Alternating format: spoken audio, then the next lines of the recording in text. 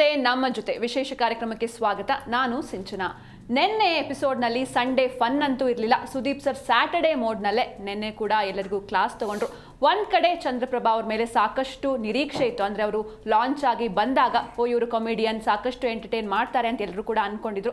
ಆದ್ರೆ ತುಂಬಾ ಬೇಗನೆ ಎಲಿಮಿನೇಟ್ ಆಗಿ ಹೋದ್ರು ನೆನ್ನೆ. ಹಾಗೆ ಕಾಕ್ರೋಚ್ ಸುದಿ ಅವರಿಗೆ ಒಂದು ಫೈನಲಿಸ್ಟ್ ಆಗಿ ಇದ್ದಾಗ ಯಾವುದೋ ಒಂದು ಇಮ್ಯುನಿಟಿ ಸಿಕ್ಕಿತ್ತು, ಅದನ್ನ ಬಳಸ್ಕೊಂಡು ಅವರು ಸೇವ್ ಆಗಿದ್ದಾರೆ. ಇದೆಲ್ಲದರ ಬಗ್ಗೆ ಇವತ್ತು ಮಾತಾಡೋಣ. ಇದೇ ಹೊತ್ತಿನ ವಿಶೇಷ ಬಿಗ್ ಬಾಸ್ ಕತೆ ನಮ್ಮ ಜೊತೆ.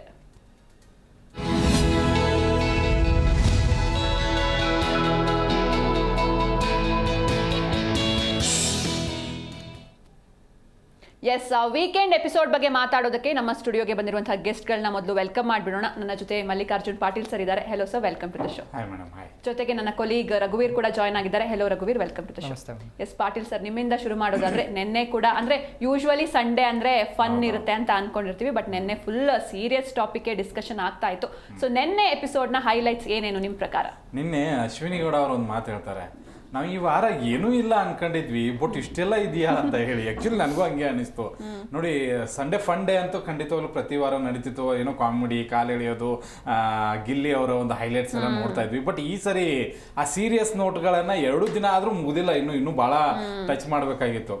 ಬಟ್ ರಿಷಾ ಅವರ ಒಂದು ಏನು ಹೊಡೆದಿದ್ದು ಇನ್ಸಿಡೆಂಟ್ ಇತ್ತಲ್ಲ, ಅದನ್ನ ನೀಟಾಗಿ ತಗೊಂಡ್ರು. ಯೆಲ್ಲೋ ಕಾರ್ಡ್ ಮತ್ತೆ ರೆಡ್ ಕಾರ್ಡು ಎಲ್ಲರೂ ಉಳಿಸಿದ್ರು. ಬಟ್ ನನಗೆ ಒಂದೇನು ಇಷ್ಟ ಆಯ್ತು ಅಂದ್ರೆ, ಮಾಳು ಆಸ್ ಅ ಕ್ಯಾಪ್ಟನ್ ಆತ ಒಳ್ಳೆ ಡಿಸಿಷನ್ನೇ ತಗೊಂಡ ಅಂತ ಅನಿಸ್ತು.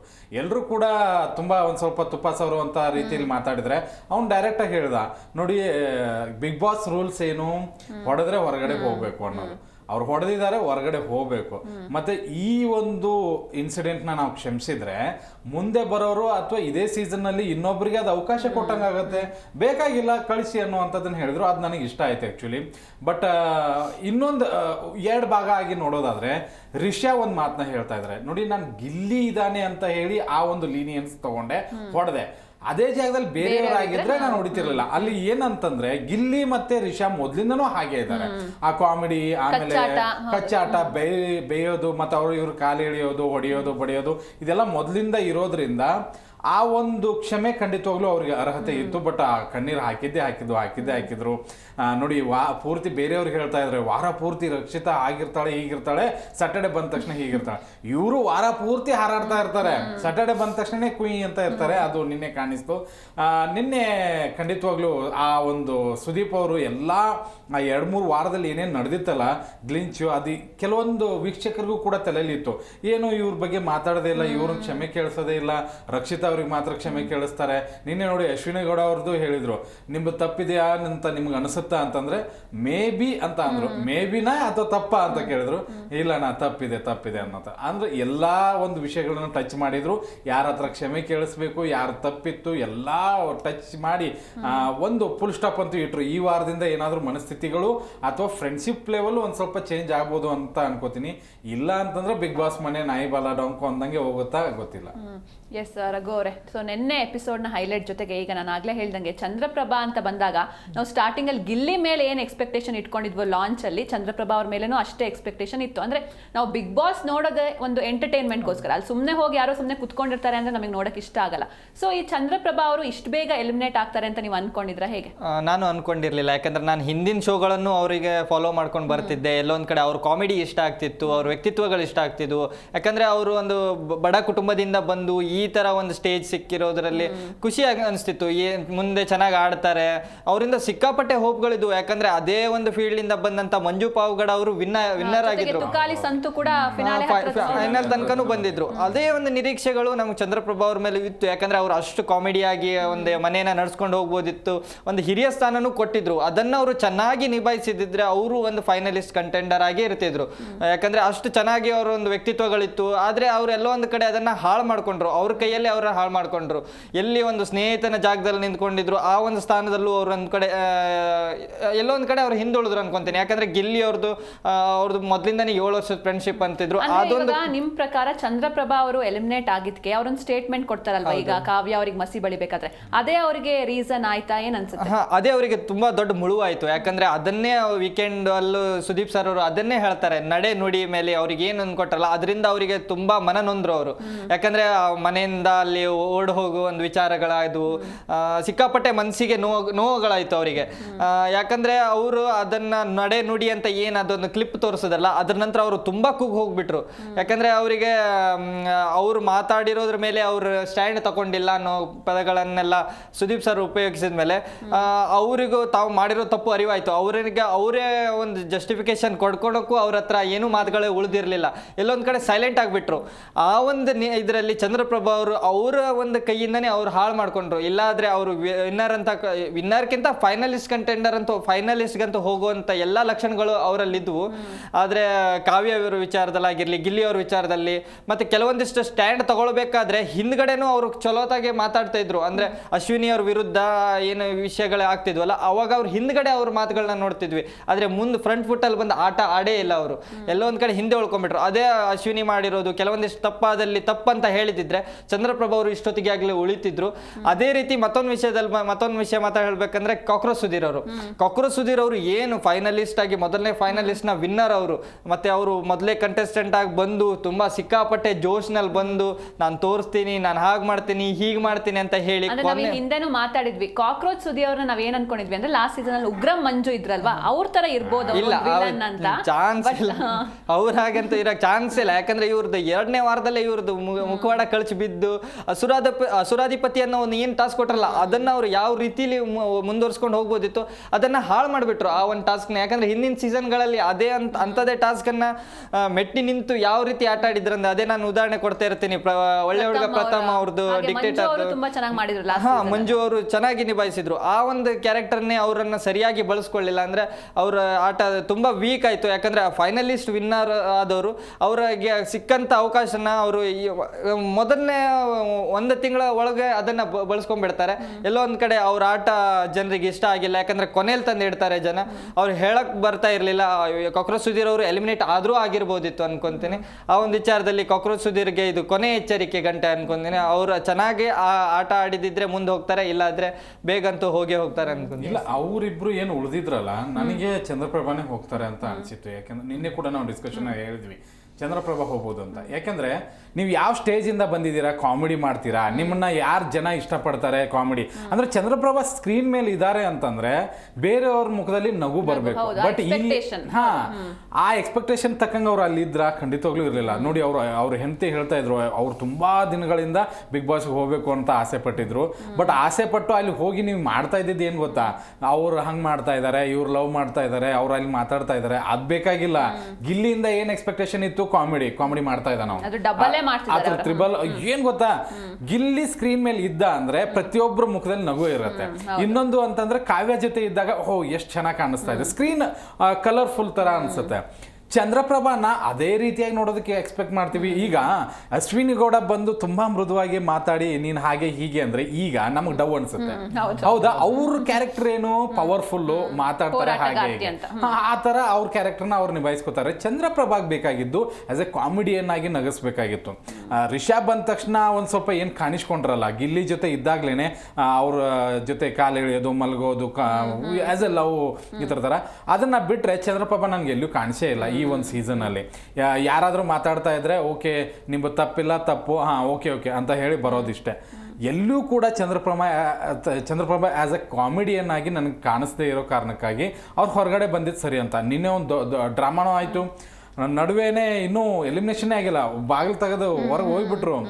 ಅವ್ರಿಗೇನು ಮೊನ್ನೆ ಎಪಿಸೋಡಲ್ಲಿ ಅಂದರೆ ಸ್ಯಾಟರ್ಡೇ ಎಪಿಸೋಡಲ್ಲಿ ಏನಾಯಿತು ಅಂತಂದರೆ, ಅದು ನಡೆ ನೋಡಿ ಹೇಳಿದ್ರಲ್ಲ ರಾಘು, ಅಲ್ಲಿ ಅವ್ರಿಗೆ ಹೊಡಿತು.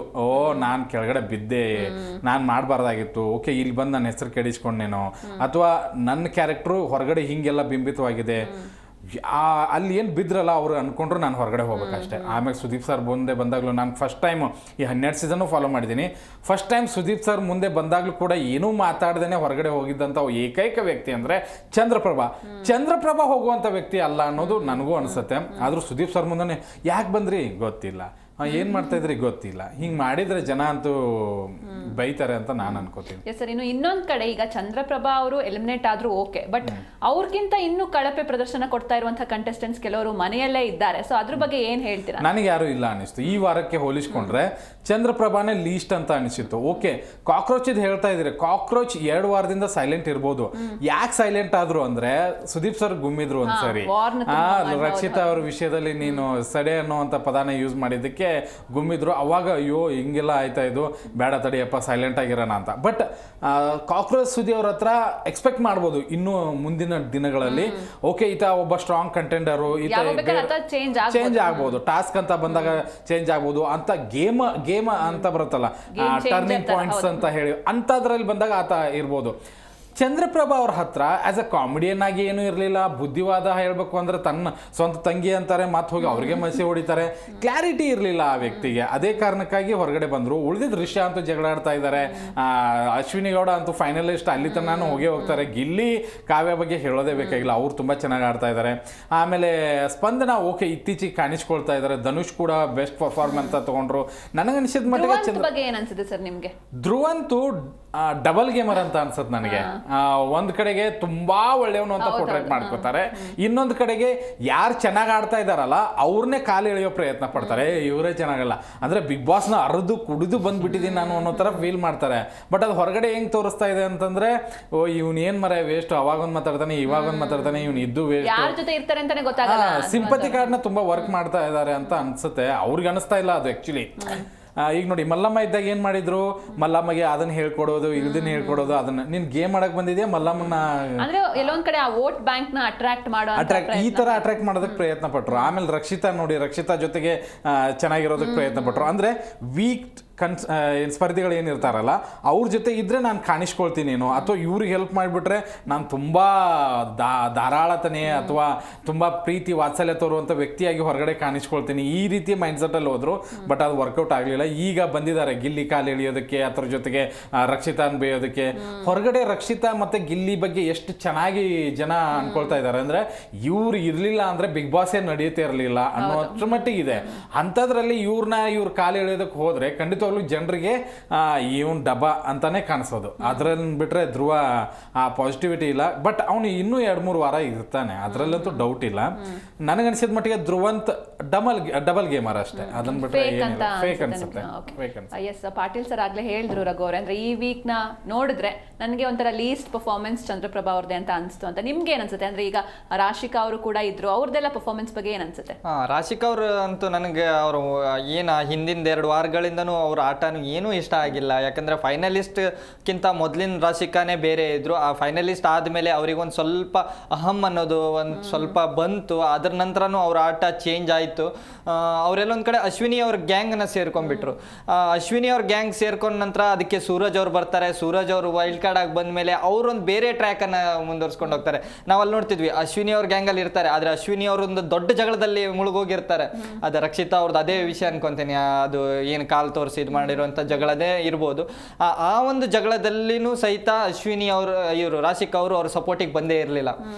ಈಗ ನೆಕ್ಸ್ಟ್ ಸೂರಜ್ ಅವರಿಂದ ದೂರ ಆದಮೇಲೆ ಮತ್ತೆ ಅಶ್ವಿನಿ ಅವ್ರ ಗ್ಯಾಂಗಿಗೆ ಬಂದು ಸೇರ್ಕೊಂಡ್ರು. ಎಲ್ಲೋ ಒಂದು ಕಡೆ ಅವರು ಗುಂಪಲ್ ಗೋವಿಂದ ಒಂದು ಮಾಡ್ತಿದ್ದಾರೆ, ಬೇರೆಯವರಿಗೆ ಜೈ ಅಂತ ಅವ್ರು ಹಿಂದೆ ಹೋಗ್ತಾ ಇದ್ದಾರೆ, ಹಿಂಬಾಲಕರಾಗಿ ಹೋಗ್ತಾ ಇದ್ದಾರೆ. ಅಶ್ವಿನಿ ಗೌಡ ಅವ್ರದ್ದು ಹಿಂಬಾಲಕರಾಗಿಯೇ ರಾಶಿಕಾ ಅವರು ಮುಂದೆ ಹೋಗ್ತಾರೆ.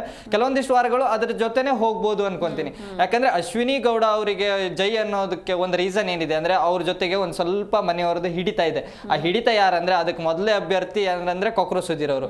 ಅಶ್ವಿನಿ ಗೌಡ ಅವರು ಏನೇ ಒಂದು ಡಿಸಿಷನ್ ತಗೊಳ್ಳಿ, ಅದಕ್ಕೆ ಆ ಮನೆಯಲ್ಲಿ ಒಂದು ಕೂಗಂತೂ ಬಂದೇ ಬರುತ್ತೆ. ಅಲ್ಲಿ ಯಾರು ಹೇಳ್ತಾರೋ ಬಿಡ್ತಾರೋ ಗೊತ್ತಿಲ್ಲ, ಅದಕ್ಕೆ ಕೊಕ್ರು ಸುಧೀರ್ ಅವರು. ಅಶ್ವಿನಿ ಮೇಡಮ್ ಅಂದ್ರೆ ಏನ್ ಮೇಡಮ್ ಹೇಳ್ದಕ್ಕೆ ಜೈ ಅಂತಾನೆ ಅವರು. ಇನ್ನೊಂದು ಕೂಡ ಮಾತಾಡಿದ್ವಿ, ಈಗ ಕಾಕ್ರೋಚ್ ಸುದ್ದಿಗೆ ಇಮ್ಯುನಿಟಿ ಕೊಟ್ಟಿದ್ದಾರೆ, ಎಲ್ಲವನು ಅಶ್ವಿನಿ ಗೌಡ ಕೊಟ್ಬಿಡ್ತಾರೋ ಅಂತ ನಮ್ಗೆ ಟೆನ್ಷನ್ ಆಗಿತ್ತು. ಬಟ್ ಅಂತೂ ಅದು ಹೋಯ್ತು. ಅದೊಂದು ರೀತಿಯಲ್ಲಿ ಅಶ್ವಿನಿ ಗೌಡ, ಕಾಕ್ರೋಚ್ ಸುಧೀರ್ ಮತ್ತೆ ರಾಶಿಕಾ ಅವ್ರ ಜೊತೆ ಈಗ ಹೊಸದಾಗಿ ಟೀಮನ್ನು ಸೇರ್ಕೊಂಡಿದ್ರು ರಿಷಾ ಅವರು. ನಿನ್ನೆ ಅವರು ಮತ್ತೆ ಅಶ್ವಿನಿ ಗೌಡ ಅವರನ್ನ ವಿಷಕಾರಿ ಅಂತ ಹೇಳೋದ್ರಿಂದ ಅವ್ರ ಟೀಮಿಂದ ಹೊರ ಬಂದಿದ್ದಾರೋ ಇಲ್ಲ ಅಂತ ಮುಂದಿನ ದಿನಗಳಲ್ಲೇ ಕಾದ್ ನೋಡ್ಬೇಕು. ಆದ್ರೆ ಒಂದ್ ಮಟ್ಟಿಗೆ ಅಂತ ಹೇಳಕ್ ಬಂದ್ರೆ ಅವ್ರದೊಂದು ಟೀಮ್ ಇದೆ. ಆ ಗುಂಪಲ್ಲಿ ಬೇರೆಯವರಿಗೆ ಏನು ಗುಂಪು ಅಂತ ಹೇಳ್ತಾ ಇದಾರಲ್ಲ, ಅದೇ ಟೀಮಲ್ಲಿ ಅವರೇ ಒಂದು ಗುಂಪು ಕಟ್ಕೊಂಡಿದ್ದಾರೆ. ನಾವು ನೋಡಿದ್ವಿ ಜಾಸ್ತಿ ಟೈಮಲ್ಲೂ ಕಳಪೆ ಕೊಡ್ಬೇಕಾದ್ರು ಕಣ್ಣಲ್ಲಿ ಸನ್ನೆ ಮಾಡೋದಾಗಿರ್ಲಿ, ಅಥವಾ ಒಬ್ಬರನ್ನ ಆಯ್ಕೆ ಮಾಡೋದು, ಒಮ್ಮತ ಆಯ್ಕೆ ಮಾಡ್ಕೊಳೋದ್ರಲ್ಲಿ ಕಾಕ್ರೋಚ್ ಸುಧೀರ್ ಅವರು, ಅಶ್ವಿನಿ ಗೌಡ ಅವರು ಕಣ್ಣು ಸನ್ನೆದಲ್ಲೇ ಮಾಡಿರೋದನ್ನ ಇರೋದನ್ನ ಜನಗಳು ಆ ಸೋಷಿಯಲ್ ಮೀಡಿಯಾದಲ್ಲಿ ಕಂಡುಹಿಡಿದು ಅದನ್ನ ಫುಟೇಜ್ ಅನ್ನ ತೆಗೆದು ವಿಡಿಯೋ ಕ್ಲಿಪ್ ಅನ್ನ ಸೋಷಿಯಲ್ ಮೀಡಿಯಾದಲ್ಲಿ ಹರಿಬಿಡ್ತಾ ಇದ್ದಾರೆ. ಈ ರೀತಿಗಳನ್ನೆಲ್ಲ ಅವರು ಸಿಕ್ಕಾಕೊಳ್ತಿದ್ದಾರೆ. ಅಲ್ಲಿ ಗೊತ್ತಾಗುತ್ತೆ ಏನು ಬಿಗ್ ಬಾಸ್ ಮನೆಯಲ್ಲಿ ಏನು ಗೊತ್ತಾಗದೆ ಇರಕ್ಕಂತೂ ಚಾನ್ಸೇ ಇಲ್ಲ. ಅಲ್ಲಿ ಕ್ಯಾಮ್ರಾ ಕಣ್ಮುಂದೆ ಎಲ್ಲ ನಡೀತಾ ಇರೋದ್ರಿಂದ ಎಲ್ಲರದ್ದು ಸತ್ಯ ಹೊರಬೀಳೋದಂತೂ ಸತ್ಯ. ಅದೊಂದು ವಿಷಯದಲ್ಲಿ ರಾಶಿಕ್ ಅವರು ಇದೇ ರೀತಿ ಆಟ ಮುಂದುವರ್ಸಿದ್ರೆ ನೆಕ್ಸ್ಟ್ ವಾರ ಮನೆಯಿಂದ ಹೊರ ಬರೋದು ರಾಶಿಕ್ ಅವರೇ ಅನ್ಕೊಂತೀನಿ. ರಾಶಿಕ್ ನನಗೇನು ಪ್ಲಸ್ ಹೇಳ್ತೀನಿ. ಮೊದಲು ಟಾಸ್ಕ್ ಅಂತ ಬಂದ್ರೆ ತುಂಬಾ ಚೆನ್ನಾಗಿ ಆಡ್ತಾರೆ. ಟಾಸ್ಕ್ ಅಂತ ಬಂದ್ರೆ ಅವ್ರು ಮೊದಲಿಂದನು ಫಸ್ಟ್ ಡೇ ಇಂದನು ಇದುವರೆಗೂ ಕೂಡ ಟಾಸ್ಕ್ ಅಂತ ಬಂದಾಗ ಹಿಂದೆ ಬಿದ್ದಿಲ್ಲ. ಮೈನಸ್ಗಳು ಏನು ಅಂತಂದ್ರೆ ಫಸ್ಟ್ ವೀಕಲ್ಲಿ ಏನು ಮಾಡಿದ್ರು ಅಂದ್ರೆ ಯಾರ್ದೋ ಮೇಲೆ ಅವಲಂಬಿತವಾಗಿ ಗೇಮ್ನ ಆಡ್ತಾ ಇದ್ರು. ಸೆಕೆಂಡ್ ಆದ ತಕ್ಷಣ ಯಾರು ಬಂದ್ರು, ಸೂರಜ್ ಬಂದ್ಬಿಟ್ರು. ಅವ್ರಿಗೆ ಗೊತ್ತಿತ್ತು ಇಲ್ಲಿ ಲವ್ ಕಾರ್ಡ್ ವರ್ಕ್ ಆಗತ್ತೆ ಅಂತ, ಯಾಕಂದ್ರೆ ಸೀಸನ್ ನೋಡ್ಕೊಂಡು ಬಂದಿರ್ತಾರೆ. ಅಲ್ಲಿ ತನಕ ಯಾರು ಲವ್ ಸ್ಟೋರಿ ಸ್ಟಾರ್ಟ್ ಮಾಡಿರ್ಲಿಲ್ಲ. ಅವ್ನು ಬಂದ ತಕ್ಷಣ ಎಲ್ಲೋ ತುಂಬಾ ಕ್ಲೋಸ್ ಆದ್ರು. ಅದ್ ನೋಡೋರಿಗೂ ಕೂಡ ಒಂದ್ ಸ್ವಲ್ಪ ಮುಜುಗರ ಬರೋತರ ಏನ್ ಸಡನ್ಲಿ ಒಂದು ವಾರದಲ್ಲಿ, ಯಾಕಂದ್ರೆ ಹಿಂದೆ ಲವ್ ಸ್ಟೋರಿಗಳು ನೋಡಿದ್ದಾರೆ. ಆ ಒಂದು ಬಿಲ್ಡ್ ಆಗೋದಕ್ಕೆ ಸ್ವಲ್ಪ ಟೈಮ್ ಆಗಿತ್ತು. ಅದಾದ ನಂತರ ಒಂದು ಟಾಸ್ಕ್ ಬರುತ್ತೆ, ಟಾಸ್ಕ್ ಅಲ್ಲಿ ತುಂಬಾ ಚೆನ್ನಾಗಿ ಕ್ಲೋಸ್ ಆಗ್ತಾರೆ. ಅದಾದ್ಮೇಲೆ ಲವ್ ಆಗಿದ್ದು ನಾವು ನೋಡಿದೀವಿ. ಬಟ್ ಇಲ್ಲಿ ಸೆಕೆಂಡ್ ಡೇ ಇಂದಾನೆ ಫಸ್ಟ್ ಡೇ ಇಂದಾನೆ ರೋಸ್ ಕೊಟ್ಟ ತಕ್ಷಣ ಸ್ಟಾರ್ಟ್ ಆಗಿತ್ತು. ಅಲ್ಲಿ ಅವ್ರನ್ನ ಯೂಸ್ ಮಾಡ್ಕೋತಾ ಇದ್ದಾರೆ ಅಂತ ಎಲ್ಲಿ ಅನಿಸ್ತಲ್ಲ. ಸ್ಯಾಟರ್ಡೇ ಸುದೀಪ್ ಸರ್ ಬಂದು ಇಲ್ಲಿ ಮದುವೆ ಮಾಡ್ಕೊಳಕ್ ಬಂದಿಲ್ಲ ಅದು ಇದು ಅಂತ ಹೇಳಿ ನಿಮ್ ಗೇಮ್ ಆಡಿ ಅಂದಾಗ ಅವಾಗ ರಿಯಲೈಸ್ ಆಯ್ತು ಅವ್ರಿಗೆ, ಅಯ್ಯೋ ಹಂಗಿದ್ರೆ ಲವ್ ಕಾರ್ಡ್ ವರ್ಕ್ ಆಗಿಲ್ಲ, ಇಲ್ಲಿ ಇಂಡಿವಿಜುವಲ್ ಗೇಮ್ ಆಡೋಣ ಅಂತ. ಮತ್ತೆ ಮೈಂಡ್ ಪ್ಲೇಟ್ನ ಚೇಂಜ್ ಮಾಡಿ ಸೂರಜ್ಗೆ ಡೈರೆಕ್ಟ್ ಹೇಳ್ತಾರೆ ಇಲ್ಲಿ ನಾವು ಲವ್ ಮಾಡೋದಕ್ಕೆ ಬಂದಿಲ್ಲ. ಪಾಪ ಅವ್ನು ಏನು ಹೇಳೇ ಇಲ್ಲ. ಅವ್ನಿಗೆ ಹೇಳ್ತಾರೆ ನಿನ್ ಗೇಮ್ ನೀನ್ ಆಡು, ನನ್ ಗೇಮ್ ನಾನ್ ಆಡ್ತೀನಿ ಅಂತ ಹೇಳಿ. ಅವನು ಇದೇನಪ್ಪ ಕರ್ಮ ಅಂತ ಹೇಳಿ ಸುಮ್ಮನೆ ಹೋಗ್ತಾನೆ. ಅಲ್ಲೇನ್ ಮಾಡಿದ್ರು, ಇಂಡಿವಿಜುವಲ್ ಆಡೋದಕ್ಕೆ ಪ್ರಯತ್ನ ಪಟ್ರು. ಬಟ್ ಆಮೇಲೆ ಏನ್ ಅನಿಸ್ತು ಅಂತಂದ್ರೆ ಇಲ್ಲ ತಡಿ ಎಲ್ಲೋ ಸ್ಕ್ರೀನಲ್ಲಿ ಬರ್ತಾ ಇಲ್ವೇನೋ, ಸೂರಜ್ ಜೊತೆನೆ ಒಂದ್ ಸ್ವಲ್ಪ ಇರೋಣ ಅಂತ, ಫ್ರೆಂಡ್ ಆಗಿ ಹೋಗೋಣ ಅಂತ ಹೇಳಿ ಅದನ್ನ ಗೇಮ್ ಮಾಡಿದ್ರು. ಬಟ್ ಸೂರಜ್ ಇನ್ನೊಂದು ಗ್ರೂಪಿಗೆ ಹೋದಾಗ ಹೊಟ್ಟೆ ಹುರ್ಕೊಳ್ಳೋಕೆ ಸ್ಟಾರ್ಟ್ ಮಾಡಿದ್ರು. ಅಂದ್ರೆ ಕಾವ್ಯ ಜೊತೆ ಮಾತಾಡುವಾಗ, ಸ್ಪಂದನ ಜೊತೆ ಮಾತಾಡುವಾಗ ಹೊಟ್ಟೆ ಹುರ್ಕೊಳ್ಳೋಕೆ ಸ್ಟಾರ್ಟ್ ಮಾಡಿ ನೀನ್ ಅಲ್ಲಿ ಹಾಕೋದೆ, ಇಲ್ಲಿ ಹಾಕೋದೆ, ಇವ್ರ ಜೊತೆ ಮಾತಾಡಿದೆ, ನಾನು ಅಲ್ಲಿದ್ರು ಬಂದಿಲ್ಲ. ಇವರೇ ಒಂದು ಗ್ರೂಪ್ ಅಲ್ಲಿ ಇದ್ದಾರೆ. ಯಾರು ಕಾಕ್ರೋಚ್ ಜೊತೆಗೆ, ಅಶ್ವಿನಿ ಗೌಡ ಜೊತೆಗೆ ಇವ್ರದೇ ಒಂದು ಗ್ರೂಪ್ ಮಾಡಿದ್ದಾರೆ. ಅದು ಗ್ರೂಪ್ ಅಲ್ವಂತೆ ಅವ್ರಿಗೆ. ಬಟ್ ಇಲ್ಲಿ ಸ್ಪಂದನ, ಕಾವ್ಯ ಮತ್ತೆ ಇವ್ರ ಜೊತೆ ಮಾತಾಡಿದ್ರೆ ಗ್ರೂಪ್. ಇಂಥ ಒಂದು ಮನಸ್ಥಿತಿಯಲ್ಲಿ ಇದ್ದಾರೆ. ನನಗೆ 2 ಶೇಡ್ ಕಾಡಿಸ್ತಾ ಇದೆ ರಾಶಿಕಾ ಅವ್ರದ್ದು. ಒಂದು, ನೀನ್ ಗೆಲ್ಬೇಕು ಅಂತಂದ್ರೆ ಲವ್ ಕಾರ್ಡ್ ತಗೊಳಕ್ಕೂ ರೆಡಿ ಇಲ್ಲ, ಟಾಸ್ಕ್ ಮೂಲಕ ಗೆಲ್ತೀನಿ ಅಂದ್ರೆ ಅಲ್ಲಿ ಆದ್ರೂ ರೆಡಿ ಆಗಿರ್ಬೇಕು. ಇಲ್ಲ ಸುಮ್ಮನೆ ಅಶ್ವಿನಿ ಗೌಡ ಅವ್ರು ಬಾಲ ಆಗಿ ನಿಂತ್ಕೊಂಡ್ರೆ ಖಂಡಿತವಾಗ್ಲೂ ಆಗಲ್ಲ. ಜಾನ್ವಿ ಅವರು ಮೊದಲು 2 ವಾರದಲ್ಲಿ ಬಾಲ ಆಗಿದ್ರು, ಅದಾದ ನಂತರ ಅವ್ರಿಗೆ ಅರಿವಾಯ್ತು, ಮತ್ತೆ ಹೊರಗಡೆ ಬಂದ್ರು. ಈ ಮತ್ತೆ ಹೋಗಿ ಅಲ್ಲೇ ಇದ್ದಾರೆ, ಅದು ಬೇರೆ ಪ್ರಶ್ನೆ.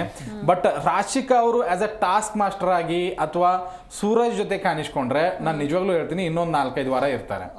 ಅಶ್ವಿನಿ ಗೌಡ ಹಿಂದೆ ಹೋದ್ರೆ ಖಂಡಿತವಾಗ್ಲೂ ಇನ್ನೊಂದು ಸ್ವಲ್ಪ ದಿನದಲ್ಲಿ, ಹಂಗಂತ ಹೇಳಿ ಅಶ್ವಿನಿ ಗೌಡ ಕೆಟ್ಟವರು ಹಾಗೆ ಅಂತ ಇಲ್ಲ. ಅಶ್ವಿನಿ ಗೌಡ ನೀವು ಹಿಂದೆ ನಿಂತ್ಕೊಂಡ್ರೆ ಅಶ್ವಿನಿ ಗೌಡ ಮುಂದೆ ಕಾಣಿಸ್ತಾರೆ, ನೀವು ಹಿಂದೆ ನಿಂತ್ಕೊಂಡ್ರೆ ಕಾಣಿಸಲ್ಲ. ಈಗ ಜಾನ್ವಿ ಅಶ್ವಿನಿ ವಿಷಯದಲ್ಲಿ ಅದೇ ಆಗಿದ್ದು. ಅಶ್ವಿನಿ ಅಶ್ವಿನಿ ಅಶ್ವಿನಿ ಅಂತ ಕಾಣಿಸ್ತೇ ಹೊರತು ಜಾನ್ವಿ ಮರೆಯಾಗ್ಬಿಟ್ಟಿದ್ರೆ 2 ವಾರ. ಅದಾದ ನಂತರ ಅವ್ರಿಗೆ ಉತ್ತಮ ಸಿಗೋದಕ್ಕೆ ಕಾರಣ ಏನ್ ಗೊತ್ತಾ, ಜಾನ್ವಿ ಅವರು ಅಶ್ವಿನಿ ಗೌಡ ಅವರಿಂದ ಹೊರಗಡೆ ಬಂದು 1 ವಾರ ಇಂಡಿವಿಜುವಲ್ ಆಟ ಆಡಿದ್ರು, ಅದಕ್ಕೆ ಅವ್ರಿಗೆ ಸಿಕ್ತು. ಈಗ ನೋಡಿ, ಈಗ 1 ವಾರದಿಂದ ಮತ್ತೆ ಅಶ್ವಿನಿ ಗೌಡ ಹಿಂದೆ ಹೋಗ್ತಾ ಇದ್ದಾರೆ. ಜಾನ್ವಿಯಲ್ಲಿ ಕಾಣಿಸ್ತಾನೆ ಇಲ್ಲ ಮನೆಯಲ್ಲಿ. ಅಶ್ವಿನಿ ಗೌಡ ಹಿಂದೆ ಹೋಗೋದು ತಪ್ಪಲ್ಲ, ಬಟ್ ನಿಮ್ಮನ್ನ ನೀವು ತೋರಿಸ್ಕೊಂಡು ನಿಂದು ಬೇಡಿ ಅನ್ನೋದಷ್ಟೇ. ಬಟ್ ಅಶ್ವಿನಿ ಗೌಡ ಅವ್ರದ್ದು ಎಲ್ಲವೂ ತಪ್ಪು ಅಂತ ನಾವು ಹೇಳೋದಕ್ಕೂ ಆಗಲ್ಲ. ನೀವು ಗಿಲ್ಲಿಸ್ ಅಷ್ಟೊಂದು ಇಂಪಾರ್ಟೆನ್ಸ್ ಬರೋದಕ್ಕೆ, ಕಾವ್ಯಾಗ ಅಷ್ಟೊಂದು ಇಂಪಾರ್ಟೆನ್ಸ್ ಬರೋದಕ್ಕೆ ಅಶ್ವಿನಿ ಗೌಡನೂ ಕಾರಣ. ಅಂತ ಒಂದು ಕ್ಯಾರೆಕ್ಟರ್ ಇರಲಿಲ್ಲ ಅಂದ್ರೆ ನಾವ್ಯಾಕೆ ಬಿಗ್ ಬಾಸ್ ನೋಡ್ತಾ ಇದ್ವಿ?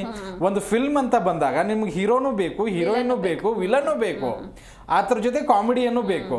ನೀವು ವಿಲನೇ ಇರಲಿಲ್ಲ ಅಂದ್ರೆ ಏನಂತ ಅದನ್ನೇ ಲವ್ ಸ್ಟೋರಿಗಳೇ ಅಥವಾ ಸಾಂಗ್ಸ್ಗಳನ್ನೇ ಓಡ್ತಾ ಹೋದ್ರೆ ಅದೆಲ್ಲೋ ಫ್ಲಾಪ್ ಆಗುತ್ತೆ. ಇಲ್ಲಿ ಹಾಗಂತ ಹೇಳಿ ಅಶ್ವಿನಿ ಗೌಡ ವಿಲನ್ ಅಂತ ನಾನು ಹೇಳ್ತಾ ಇಲ್ಲ. ಅವ್ರ ಗೇಮ್ನ ಅವ್ರು ಆಡ್ತಾ ಇದ್ದಾರೆ, ಅವ್ರ ಸ್ಟ್ರೆಂತ್ ಇರ್ಬೋದು ಅದು. ಬಟ್ ಇಲ್ಲಿ ಹೀರೋ ಆಗಿ ಕಾಣಿಸ್ಕೊಳ್ತಾ ಇರೋದು ಮಾತ್ರ ಗಿಲ್ಲಿ. 24 ತಾಸು ಅವ್ನು ಬೇಕಾದ್ರೆ ಸ್ಕ್ರೀನ್ ಮೇಲೆ ಇದ್ರೆ ಜನ ನೋಡಿ ನಗ್ತಾರೆ. ಅದ್ರ ಜೊತೆಗೆ ಏನಾದ್ರು ಕಾವ್ಯ ಆ ಸ್ಕ್ರೀನ್ ಮೇಲೆ ಇದ್ರೆ ಅದು ಇನ್ನೂ ಡಬಲ್ ಧಮಾಕ. ಈಗ ಕಾಂತಾರ 1 ಬಂದು ಹೆಂಗೆ ಎಂಜಾಯ್ ಮಾಡಿದ್ವಿ, ಹಂಗೆ ಕಾಂತಾರ 2 ಬಂದು ಇನ್ನೂ ಎಂಜಾಯ್ ಮಾಡ್ಬಿಡ್ತೀವಿ.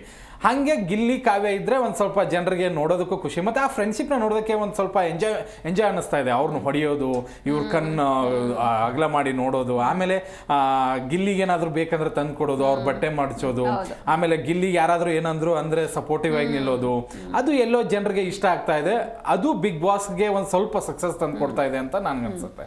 ಎಸ್, ಇನ್ನು ರಘು ಅವರೇ, ಈಗ ಜಾನ್ವಿ ಅವರು ಅಶ್ವಿನಿ ಅವರಿಂದ ಟೀಮಿಂದ ಹೊರಗಡೆ ಬಂದು ಅವ್ರು ಚೆನ್ನಾಗಿ ಅಂದ್ರೆ ಇಂಡಿವಿಜುವಲ್ ಆಗಿ ಒಂದು ಪಾಸಿಟಿವ್ ನೆಗೆಟಿವ್ ಏನೇನು ಇತ್ತು ಪಾಸಿಟಿವ್ ಮಾಡ್ಕೊಂಡಿದ್ದಾರೆ. ಇನ್ನೊಂದು ಕಡೆ ಈಗ ರಾಶಿಕ್ ಅವರು ಅಂದ್ರೆ ಸೂರಜ್ ಅವ್ರು ಬಂದಾಗ ನಮಗೆ ದೊಡ್ಡ ಎಕ್ಸ್ಪೆಕ್ಟೇಷನ್ ಇತ್ತು. ಸೊ ಈ ರಾಶಿಕಾ ಅವರಿಂದ ಸೂರಜ್ ಅವ್ರ ಗೇಮ್ಗೆ ಎಫೆಕ್ಟ್ ಆಗ್ತಿದೆಯಾ, ಏನ್ ಅನ್ಸುತ್ತೆ ನಿಮ್ಗೆ? ಅವರ ಒಂದು ಪರ್ಫಾರ್ಮೆನ್ಸ್ ಲೋ ಆಗಿ ಇವ್ರ ಕಾರಣನ ಹೇಗೆ? ಹೌದು, ಖಂಡಿತ ಹೌದು. ರಾಶಿಕಾ ಅವ್ರದ್ದು ಏನಂದ್ರೆ ಅದೇ ನಾನು ಸರ್ ಏನು ಹೇಳಿದ್ರಲ್ಲ, ಅಲ್ಲಿ ಸೂರಜ್ ಅವರು ಎಲ್ಲೋ ಒಂದ್ ಕಡೆ ಸೂರಜ್ ಅವ್ರ ಅವರಾಗೆ ಹಿಂದೆ ಹೋಗಿದ್ದಿಲ್ಲಾಗಿತ್ತು ರಾಶಿಕಾ ಅವರು. ನಾವು ನೋಡ್ತಾ ಇದ್ವಿ ಸ್ಟಾರ್ಟಿಂಗ್ ಪೋಟ್ರೆ ಮಾಡಿದ್ ಮಾತ್ರ ಅವರೇ ಬಂದ್ರು. ಹೌದು, ಅದು ಎಲ್ಲ ಹುಡುಗರಿಗೂ ಅದೇ ರೀತಿ ಆಗುತ್ತೆ. ಏನಂದ್ರೆ ಲಾಸ್ಟಿಗೆ ತಪ್ಪಾಗೋದು ಹುಡುಗರದೆ. ಎಲ್ಲಿ ಏನಾಗುತ್ತೆ ಅಂದ್ರೆ ಹುಡುಗಿಯಾಗಿ ಅವ್ರು ಏನ್ ಹೇಳ್ತಾರೆ, ನಾನು ಅಲ್ಲೊಂದು ಡಿಸ್ಕಷನ್ ಆಗುತ್ತೆ ಅಶ್ವಿನಿ ಗೌಡ ಅವ್ರದ್ದು ಜಾನ್ವಿ ಅವ್ರದ್ದು. ಏನ್ ಡಿಸ್ಕಷನ್ ಆಗುತ್ತೆ ಅಂದ್ರೆ, ನಾನು ಹಿಂದ್ಗಡೆಯಿಂದನು ಇನ್ಸ್ಟಾಗ್ರಾಮ್ ಅಲ್ಲಿ ಅವರನ್ನ ಸ್ಟಾಕ್ ಮಾಡ್ತಾ ಇದ್ದೆ ಅನ್ನೋ ವಿಚಾರಗಳನ್ನ ಅವ್ರು ಮಾತಾಡ್ಕೊಂಡಿರ್ತಾರೆ. ರಾಶಿಕಾ ಅವರು ಅದನ್ನೇ ಇಲ್ಲಿ ಕಂಟಿನ್ಯೂ ಮಾಡ್ತಾರೆ. ಸೂರಜ್ ಅವರು ಒಂದು ಫ್ರೆಂಡ್ಶಿಪ್ ಅಂತ ಹೇಳಿ ಮುಂದೋಗಿರ್ತಾರೆ. ಆದ್ರೆ ಕೊನೆಯಲ್ಲಿ ಬಂದು ಇಲ್ಲಿ ಏನು ಮೊದ್ಲಿಂದನೂ ಇವ್ರು ಏನ್ ಬ್ಲೇಮ್ ಮಾಡ್ತಾರೆ ಅಂದ್ರೆ, ಕಾವ್ಯ ಗಿಲ್ಲಿ ಅಂತ ಯಾರು ರಾಶಿಕಾ ಟೀಮ್ ಅವರು ಬ್ಲೇಮ್ ಮಾಡ್ತಾ ಇದ್ದಾರೆ. ಅದೇ ಬ್ಲೇಮ್ ನ ಇಲ್ಲಿ ಬಂದಾಗ ಅವ್ರ ಮೇಲೆ ಬಂದಾಗ ಅಲ್ಲಿ ಒಂದು ನಾವು ಮೆಚ್ಕೊಳ್ಬೇಕಂದ್ರೆ, ಗಿಲ್ಲಿ ಮತ್ತು ಕಾವ್ಯ ಯಾವತ್ತೂ ದೂರ ಆಗಿಲ್ಲ. ಮತ್ತೊಬ್ರು ನಮ್ಮ ಹೆಸರು ಹೇಳ್ತಿದ್ದಾರೆ ಅಂತ ನಾವು ಬೇರೆ ಬೇರೆ ಅವ್ರ ಮೇಲೆ ಆರೋಪಗಳನ್ನ ಮಾಡಿದ್ರು, ಅದು ಇದು ಅಂದ್ರೂ ಕೂಡ ನಮ್ದು ಪ್ಯೂರ್ ಫ್ರೆಂಡ್ಶಿಪ್ ಅಂತಾನೆ ಅವ್ರು ಅದನ್ನ ಸ್ಟ್ಯಾಂಡ್ ತಗೊಳ್ತಾರೆ. ಆದ್ರೆ ರಾಶಿಕಾ ಅವರು ಮತ್ತೆ ಸೂರಜ್ ಅವರು ಅದು ಎಲ್ಲೂ ಮಾಡಿಲ್ಲ. ಅದು ನಾನು ಹೇಳ್ತೀನಿ, ರಾಶಿಕಾ ಅವ್ರು ಮಾಡಿಲ್ಲ. ಪ್ಯೂರ್ ಆಗಿದ್ದಿದ್ರೆ, ಅವ್ರ ಫ್ರೆಂಡ್ಶಿಪ್ಪೇ ಆಗಿದ್ದಿದ್ರೆ ಅವರಲ್ಲಿ ಸ್ಟ್ಯಾಂಡ್ ತಗೊಳ್ಬೇಕಿತ್ತು. ನಾವು ಇವಾಗ ಹೇಗಿದ್ದೀವಿ ಮುಂದೆ ಹಾಗೆ ಇರ್ತೀವಿ. ನಾವು ಇವ್ರು ಬೇಡ ಅಂದಿರಂದ್ರೆ ಅದು ತಪ್ಪಾಗಿತ್ತು, ಅವ್ರದ್ದು ಫೇಕ್ ಇತ್ತು, ಅದಕ್ಕೆ ಅವ್ರು ದೂರ ಆಗಿದ್ರು ಅನ್ಕೊಂತೀನಿ. ಇನ್ನು ಟಾಸ್ಕ್ ಅಂತ ವಿಚಾರಕ್ಕೆ ಬಂದ್ರೆ, ನನಗೆಲ್ಲೋ ಒಂದು ಕಡೆ ಅವ್ರದ್ದು ಟಾಸ್ಕ್ ಏನಾಗಿಬಿಡ್ತಂದ್ರೆ ಸರ್, ಅವರು ಫೈನಲಿಸ್ಟ್ ಆದ್ರಲ್ಲ ಅಲ್ಲಿ ಸರ್, ಜನರು ಅಲ್ಲಿ ಮನೆ ಇರೋ ಕಂಟೆಸ್ಟೆಂಟ್ಗಳು ಧನುಷ್ ಅವರಿಗೆ, ಅಭಿಷೇಕ್ ಅವರಿಗೆ, ಗಿಲ್ಲಿ ಅವರಿಗೆ ಒಂದು ರೀತಿಯಲ್ಲಿ ಅನ್ಫೇರ್ ಆಗಿ ಅವರು ಡಿಸಿಷನ್ ತಗೊಂಡ್ರು. ಅವರಿಗೆ ಫೈನಲಿಸ್ಟ್ ಆಗೋಕೆ ಏನ್ ಚಾನ್ಸ್ ಇತ್ತಲ್ಲ, ಅದು ಫೈನಲಿಸ್ಟ್ ಕಂಟೆಂಡರ್ ಆಗಿ ಯಾರು ಆಯ್ಕೆ ಆಗಿದ್ರಲ್ಲ ಅವ್ರ ಕೈಯಲ್ಲಿತ್ತು.